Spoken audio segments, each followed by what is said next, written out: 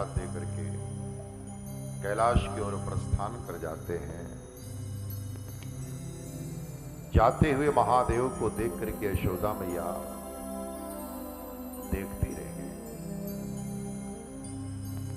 जोगी महाराज का मेरे लाला के प्रति कितना अनुराग, और मेरा लाला भी जोगी महाराज को देखकर कितना खुश हो गया।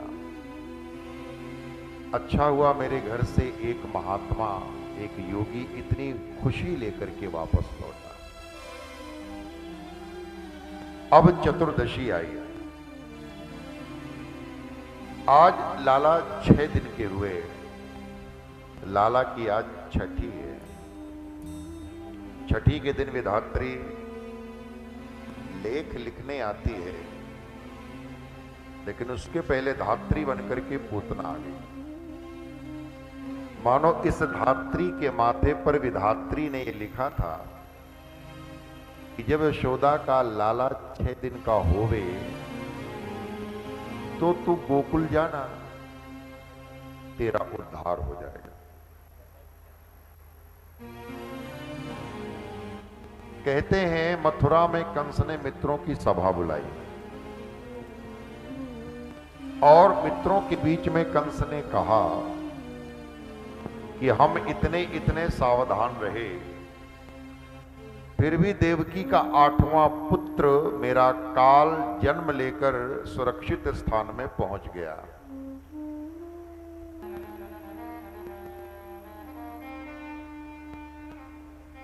क्या किया जाए? तो मित्रों ने कहा कि अभी देवकी के गर्भ का प्रसव हुए 10 दिन से ज्यादा नहीं हुआ, इसलिए अपने ब्रजमंडल के अंतर्गत जो भी गांव, कस्बे, शहर आते हैं, उनमें 10 दिन के अंदर जन्मे हुए जितने भी बच्चे हैं,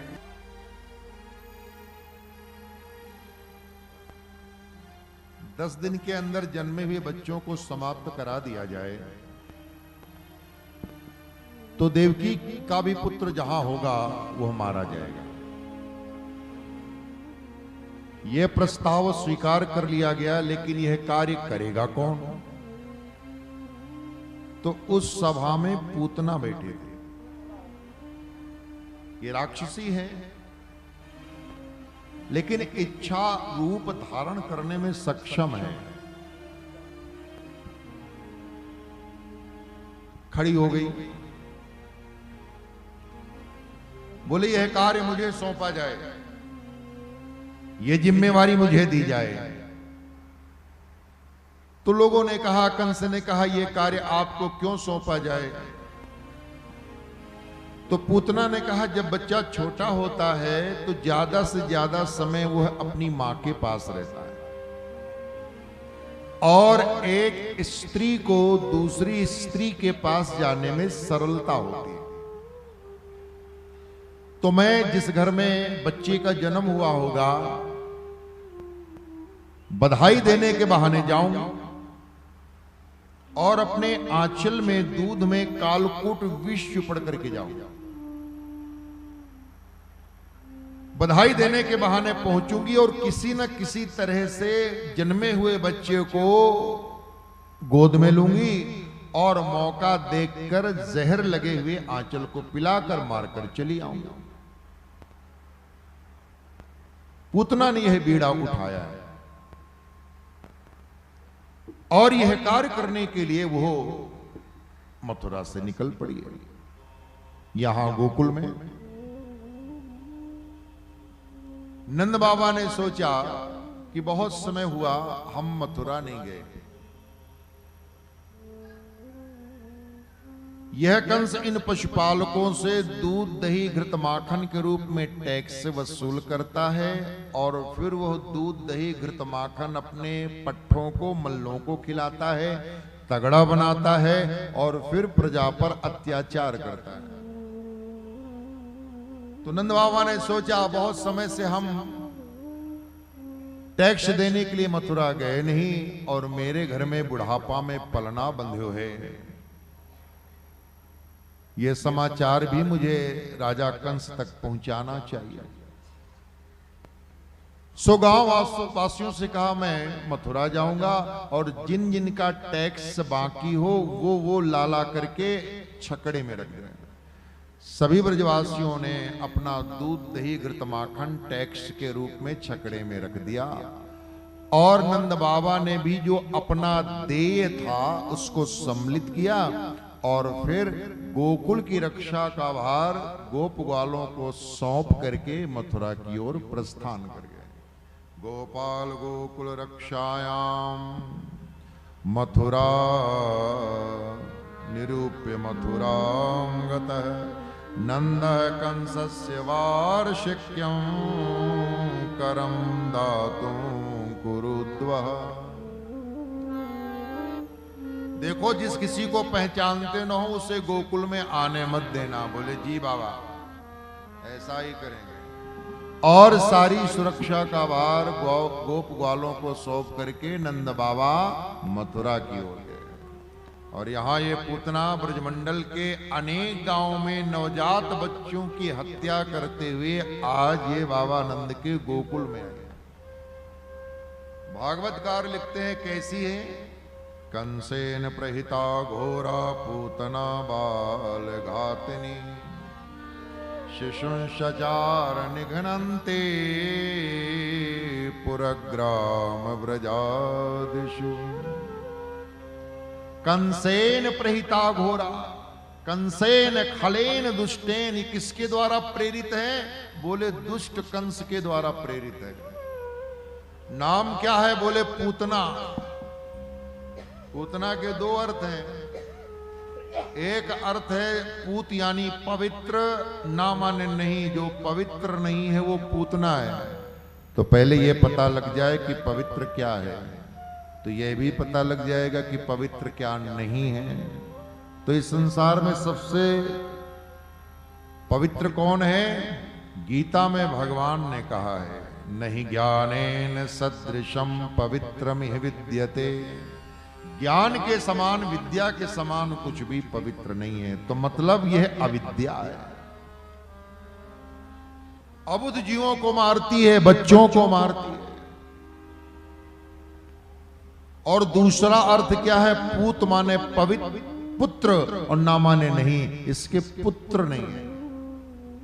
तो आज यह यशोदा के लाला को आंचल पिलाने आई है। लेकिन माताएं तो आंचल में दूध भर करके किसी बच्चे को दूध पिलाकर जीवन देती हैं, लेकिन यह आंचल में दूध नहीं, आंचल में विष पड़ करके यशोदा के लाला को मारने आई। इसलिए भागवतकार ने घोरा शब्द लिखा। घोरा माने भयंकर, डरावनी। कंसेन प्रहिता घोरा पूतना बाल घातनी शिशुंशचार निघ्नन्ते पुरग्राम व्रजादिषु। लेकिन बाहर से इसने बड़ा सुंदर रूप बनाया है। गोपी ने नमस्कार किया, किनके घर आई हो? तो पूतना ने कहा उन्हीं के यहां जिनके यहां लाला भयो है। अच्छा, हमारी यशोदा मैया के यहां? हाँ, बोली यशोदा मैया के यहां। तभी तो इतनी सुंदर हो। हमारी यशोदा मैया भी सुंदर है, लेकिन आज तक यशोदा मैया ने ना बताया कि उनके कोई इतनी सुंदर छोटी बहन भी है। महाराज गोपी तो सीधी सादी सरल भोली भाली, लेकिन ये तो कपट बना के आई है। बोले हाँ उन्हीं के घर जाना है। तो बोले चली जाओ, ये जो यमलार्जुन के वृक्ष दिखाई दे रहे हैं सीधे नंद भवन में आप पहुंच जाओगी। और यमलार्जुन के वृक्षों को देखते हुए पूतना नंद भवन में पहुंचती है। और इसे कुछ पूछना जांचना तो था नहीं, कोई शिष्टाचार तो करना नहीं था कि बाहर वो पूछे, आने की अनुमति मांगे। सीधे घुस गई अंतःपुर में। यशोदा मैया अपने लाला को गोद में लेकर के दुग्धपान करा रही है। जाते ही कहा बधाई हो, बधाई हो। यशोदा मैया ने देखा सिख से लेकर नख तक, नख से लेकर सिख तक इतनी सुंदर स्त्री कौन है?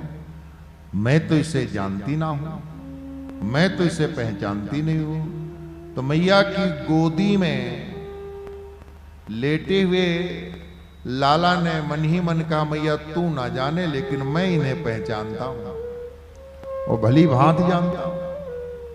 यशोदा मैया ने सोचा, मैं भले ही ना पहचानती हूं लेकिन घर आया सो अतिथि, ये बधाई देने आई है तो मेरा फर्ज है कि मैं इसका मुंह मीठा कराऊं। तो यशोदा मैया ने कहा, बहन तुम बैठो, मैं तुम्हारे लिए मिष्ठान लेकर आती हूं। तो जैसे ही यशोदा मैया जाने लगी तैसे ही पूतना ने कहा, देखूं तो तेरो लाला। तो अब शक करने का कोई कारण नहीं था। यशोदा ने अपने लाला को पूतना के हाथों में सौंप दिया और स्वयं गई मिठाई लेने। जैसे ही भगवान पूतना की गोद में आए, भागवतकार लिखते हैं कि भगवान ने नेत्र बंद कर लिए। अभी मैया को देख रहे थे, लेकिन जैसे ही पूतना की गोद में आए, ठाकुर जी के नेत्र बंद हो गए। भगवान के नेत्रों ने पूतना के नेत्रों को देखा तो नेत्र नेत्र एक जाति के हुए। तो भगवान के नेत्रों ने पूतना के नेत्रों से कहा कि तुम भले ही किसी स्त्री की शोभा बढ़ा रही हो, लेकिन ये स्त्री दुष्टा है और प्रभु को मारने आई है। तो जो दुष्टा की शोभा में वृद्धि करे उसको भी फूटी आंखों नहीं देखना चाहिए। इसलिए भगवान के नेत्रों ने पूतना को नहीं देखा और भगवान के नेत्र बंद हो गए। विबुध्यतां बालक मारिका ग्रहं चरा चरात्मा सनिमीलिते क्षण। एक संत ने कहा कि मुझे तो कोई और कारण दिखता, आपको क्या लगता है? बोले, जब अनचाहे में इच्छा ना हो फिर भी कोई कड़वी दवा पीनी ही पड़े तो मां कहती है बेटा पी ले, आंख बंद करके पी ले। तो अब जहर तो पीना पड़ेगा, आंख बंद करके पी ही लेते। विबुध्यतां बालक मारिका ग्रहं चरा चरात्मा सनिमीलिते क्षण। एक संत ने कहा, हमें तो कोई और कारण दिखता, आपको क्या लगता है? भगवान विचार कर रहे हैं कि भले ही जहर पिलाने आई है, लेकिन काम तो मां का करने आई है, आंचल पिलाने आई है। आखिर इसने पूर्व जन्म में कौन सा पुण्य किया है? पूर्व जन्म में ये कौन है जिसके चलते आज इसे सौभाग्य मिला है? तो भगवान ने नेत्र बंद करके देखा, ये कोई और नहीं है, राजा बलि की बेटी रत्नमाला है।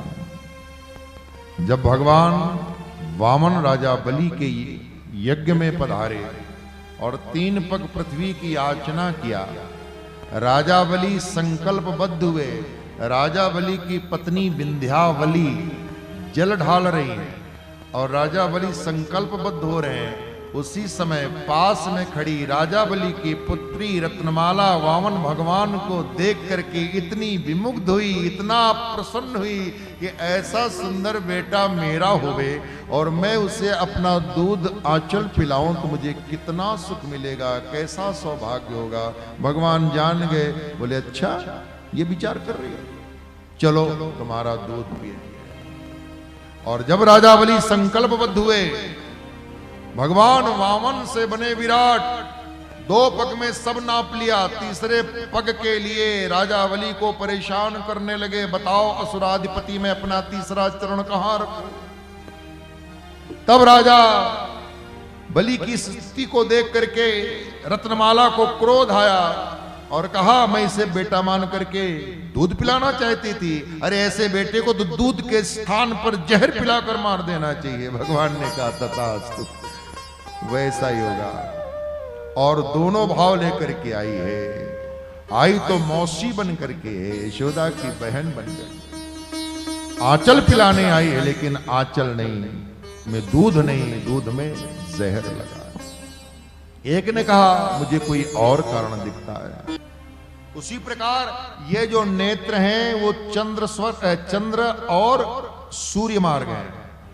तो भगवान के नेत्रों ने कहा कि भगवान तो बड़े कृपालु हैं, दयालु हैं, दीन बंधु दीनानाथ है, इसे मार करके सदगति देंगे। और सदगति के 2 ही मार्ग हैं, एक चंद्र मार्ग, एक सूर्य मार्ग। तो भगवान के नेत्रों ने कहा प्रभु आप तो कृपालु हैं, इसे गति देंगे दें, लेकिन हम अपने मार्ग से इसे जाने नहीं देंगे, इसलिए भगवान के दोनों नेत्र बंद हो गए। विबुध्यताम बालक मारिकाग्रहम चरा चरात्मा सनिमीलिते क्षण। ऐसे ऐसे अनेक भाव हैं। भगवान की बाल लीलाओं में बड़े बड़े साधु महात्मा डूब गए, निमग्न हो गए। एक एक लीला में ऐसा ऐसा चिंतन दिया है महाराज, अनेकों उत्प्रेक्षाएं दी हैं। पूतना ने भगवान को गोद में लिया है, इधर देखा उधर देखा, कोई नहीं दिखा, अपना आंचल खोल भगवान के मुंह में डाल दिया। जैसे रात के अंधेरे में पड़े हुए भयंकर विषधर काले नाग को कोई व्यक्ति अनजाने में साधारण रस्सी समझकर उठा लेता है, वैसे पूतना ने बाल कृष्ण को साधारण बालक समझ करके उठा लिया है। अपना आंचल खोल, जहर लगा आंचल भगवान कृष्ण के मुख में डाल दिया। तस्मिन् स्तनम दुर्जर वीर्य मुलबड़ो घोरांकमादाय शिशोर्दधावत् गाढ़ं कराभ्यां भगवान प्रपीड्य तत्प्राणैः समं रोष समन्वितो पिबत्। सा मुञ्च मुञ्चालमिति प्रभाषणी निष्पीड्यमानाखिल जीवमर्मणि विवृत्य नेत्रे चरणो भुजो प्रसन्न गात्रा क्षिपति रुरोदः। भगवान रोष समन्वित होकर के इसके आंचल को पीने लगे। पहले भगवान ने इसके आंचल में लगे हुए विष का पान किया। विष पीने के बाद जब इसके प्राणों को पीने लगे तो इसको मर्मांतक पीड़ा हुई, अपार वेदना हुई।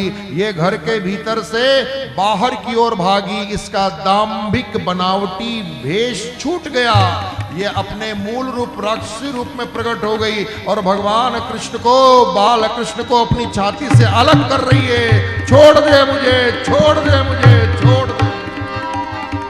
सा मुंच मुंचालमिति प्रभाषणी निष्पीड्यमानाखिल जीव मर्मणि। सकल संसार के जीवों को दुखी करने वाली पूतना आज स्वयं दुखी हुई। भगवान को छाती से अलग कर रही है, लेकिन ये साधारण बालक के हाथ ने नहीं पकड़ा। गाढ़ं कराभ्याम भगवान प्रपीड्य। भगवान ने दोनों हाथों से इसके आंचल को पकड़ा। भगवान कह रहे हैं कि एक तो मैं किसी को छेड़ता नहीं है, मुझे जो छेड़ता है तो मैं उसे छोड़ता। पूतना का भारी भरकम शरीर धड़ाम से गिरा, लेकिन भगवान ने आंचल नहीं छोड़ा, पूरा शरीर गिरा। भगवान अभी आंचल में पकड़े हुए छाती में खेल रहे। यहां यशोदा मैया मिष्ठान का थाल लेकर के आई, देखा ना अतिथि है ना लाला। अब अतिथि हैं या नहीं उसकी उतनी चिंता नहीं, लेकिन मेरा लाला कहां गया। घर के बाहर निकल करके देखती है तो एक भयानक राक्षसी उसकी छाती में मेरा लाला खेल रहा है। यशोदा मैया के कंठ से चीख निकल गई। सुनते ही गोपियां दौड़ी आई, गोप ग्वाल सब दौड़े आए। और पूतना के शरीर में इतना ऊंचा शरीर की सीढ़ी लगानी पड़ी महाराज। सीढ़ी चढ़ करके गोपियां बाल प्रभु को उठा लाई और यशोदा मैया को सौंपा। यशोदा मैया ने छाती से लगाया और सीधे गई गौशाला में। और गौशाला में जाकर जहां गायें खड़ी होती हैं, बाल कृष्ण को वहीं पौड़ा दिया और गाय के गोबर को लाला के शरीर में लगाया, गाय के गोमूत्र को लाला के शरीर में लगाया। हाँ महाराज। और फिर गाय की पूंछ को लाला के माथे में घुमाते हुए बोली, गैया मैया मैं ही थोड़ी माँ हूं, तू भी इसकी माँ है, मेरे लाला की रक्षा कर। हाँ महाराज, गायों के प्रति इतनी श्रद्धा हमारे सनातन धर्म में है। लेकिन दुख के साथ कहना पड़ता है, गाय गोपी गीता।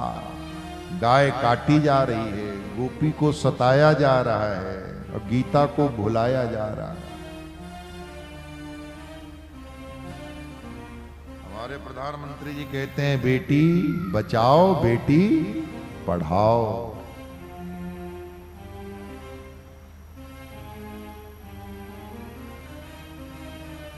गोमूत्रेण स्नापयित्वा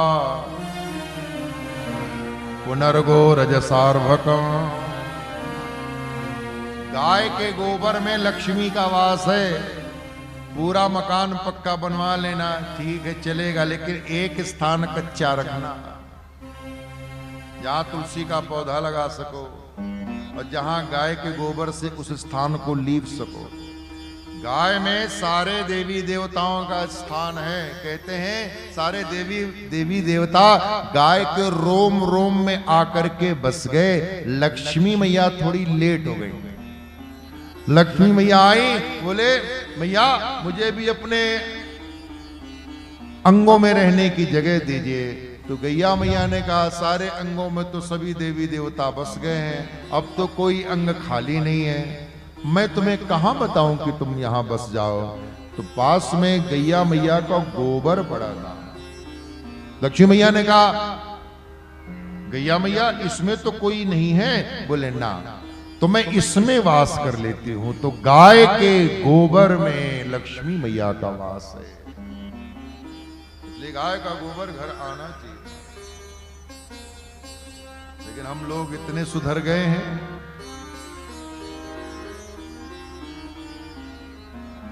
जो सुहागन स्त्रियां अपना सिंदूर रखती थी वो गाय के गोबर में जो बनी हुई, अब तो सोने की चांदी की, महाराज खूब रखो सोना चांदी, हमारा आशीर्वाद है, लेकिन गाय के गोबर से बनी हुई जो सिंदूर की दानी होती उसको भी रखो।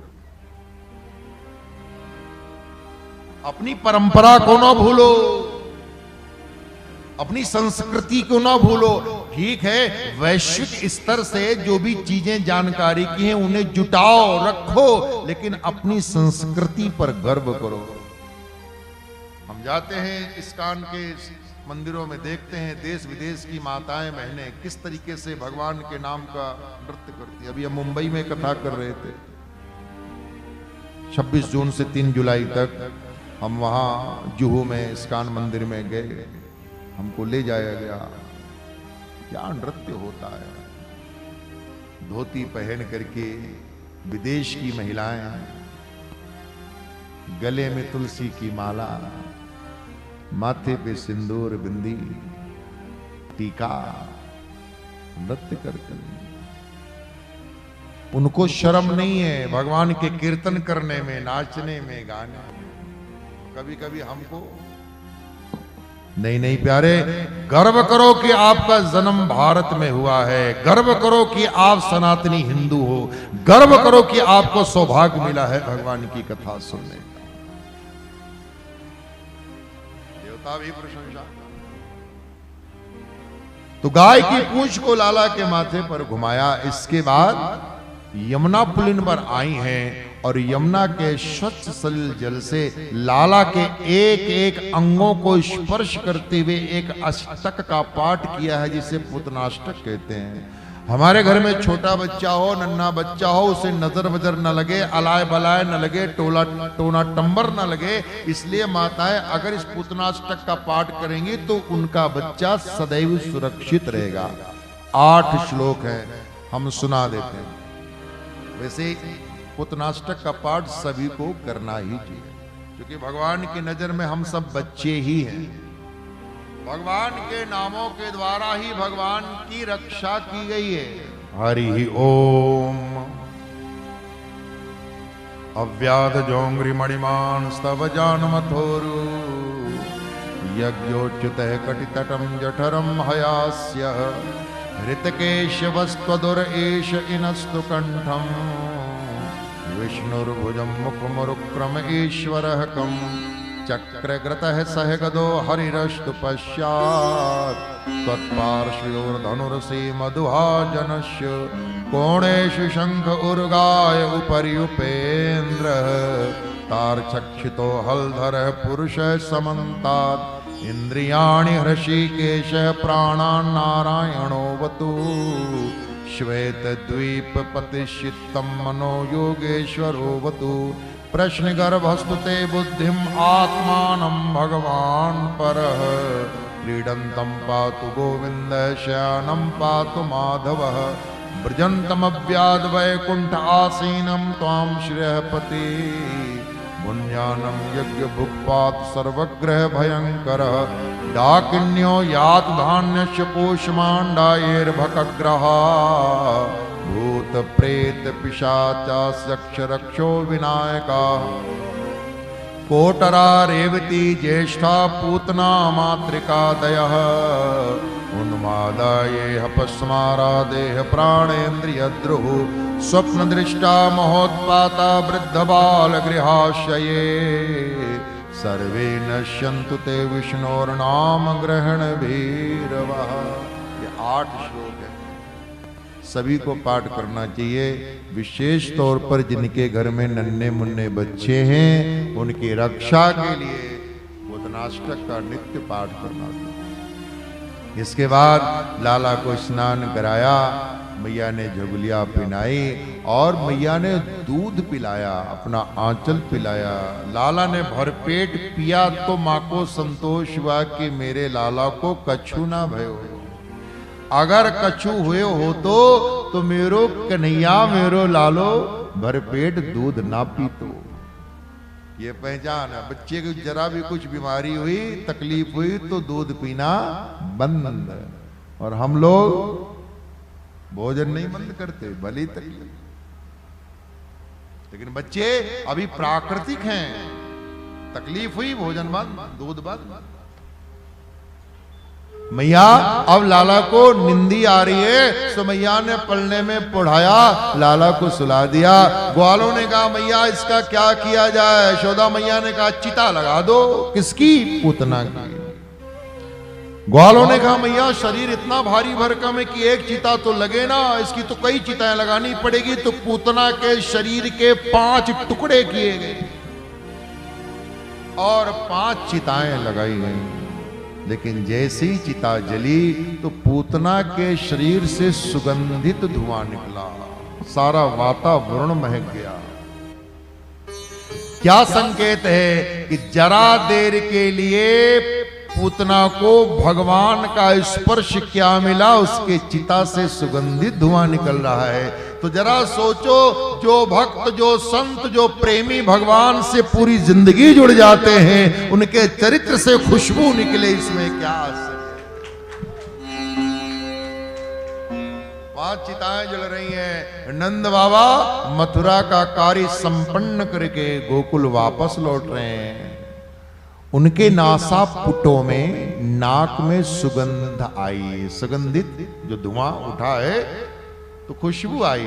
नंद बाबा ने विचार किया ये चारों तरफ से खुशबू कहां से आ रही है, और नजदीक आए, देखा 5 जगह कुछ जल रहा है। नंद बाबा को लगा हो न हो मैंने जो अपने लाला के लिए चंदन काष्ठ एकत्रित किया था, इन सखाओं ने या तो आग लगा दी है या चंदन में आग लग गई है। हमने सोचा था चंदन की लकड़ी से अपने लाला के लिए सुंदर सुंदर खिलौने बनवाएंगे, ये चंदन में आग लगी है, ये चंदन की खुशबू आ रही है।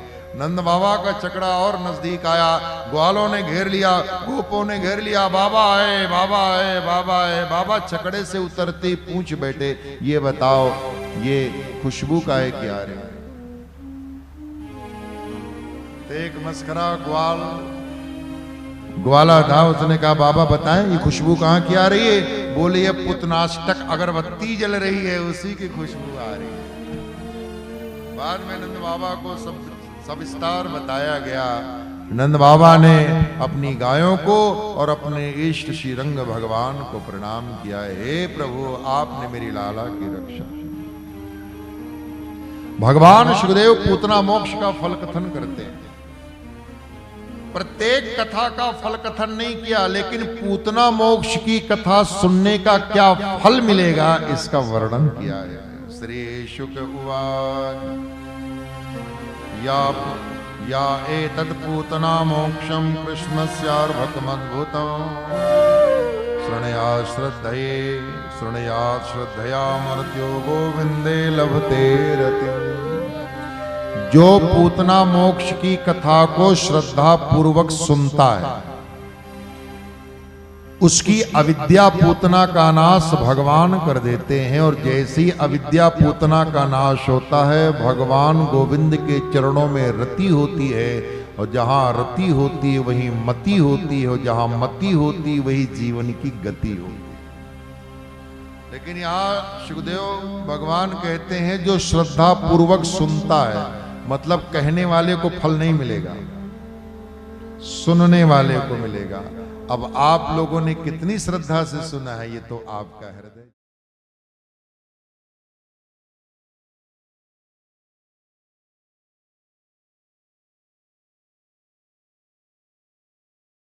आनंद टीवी से जुड़ने के लिए आप हमें व्हाट्सएप करें 9277395752 पर।